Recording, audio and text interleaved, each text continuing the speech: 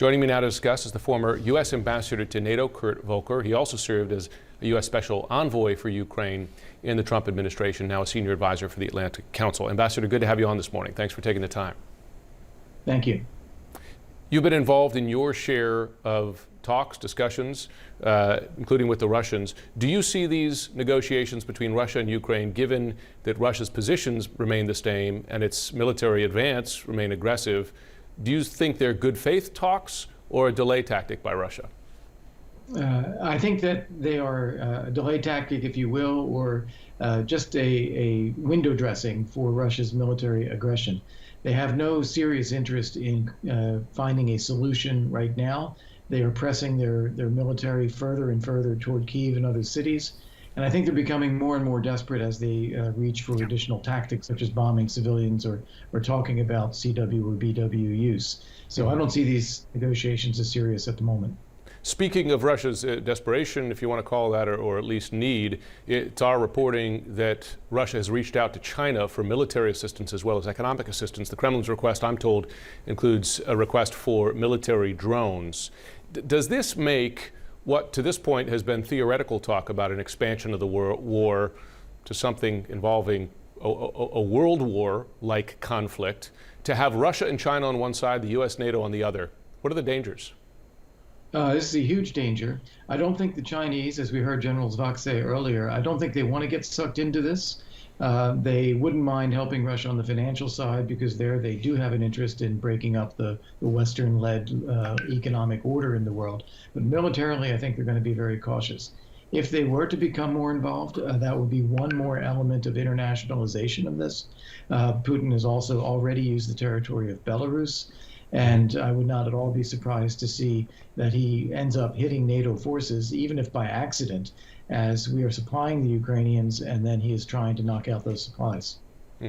You're aware of the public debate right now about the level of U.S. military assistance for Ukraine. The U.S. sending a whole host of weapons that have had an impact on the battlefield, but so far has taken, for instance, a no-fly zone off the table, also downplaying the importance of sending, for instance, these MiG-29s from Poland to Ukraine.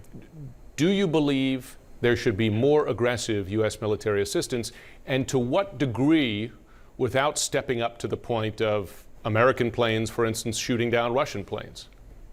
Yeah. So first off, concerning the MiG-29s, I do think that is an important step to take still. I just got word over the weekend from a friend in Ukraine who has a friend who was shot down in his Tupolev. He survived, he's a pilot, and he needs a new plane. So I think the Ukrainians are quite capable of using these and are asking for them. We should try to provide them. We should also provide air defense systems and shore-to-ship systems. This attack on the base in Yavori was a cruise missile from a ship. Ukrainians got to back those ships away from the coast and take some out if possible.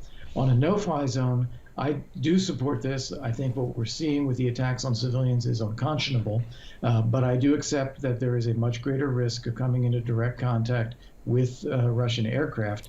And here, I think the communication has got to be very clear. We are not seeking a conflict with Russia, but we will defend ourselves if attacked. You were, of course, a veteran of the Trump administration and testified during the impeachment of Trump for his withholding of military assistance to Ukraine in 2019. This, of course, was in the midst of Russia's first invasion of Ukraine as well as occupation of Crimea. As you look back on that now, do you believe that the president connecting that military assistance to political help was unacceptable and impeachable? Well, I'm not going to pass judgment on impeachment. The House and the Senate already played their roles on that. In terms of military assistance, as you know, I was one of the people who was arguing that we needed to continue and increase this. And indeed, it was partly because of my efforts and those of others that we got the Javelins into Ukraine in 2017.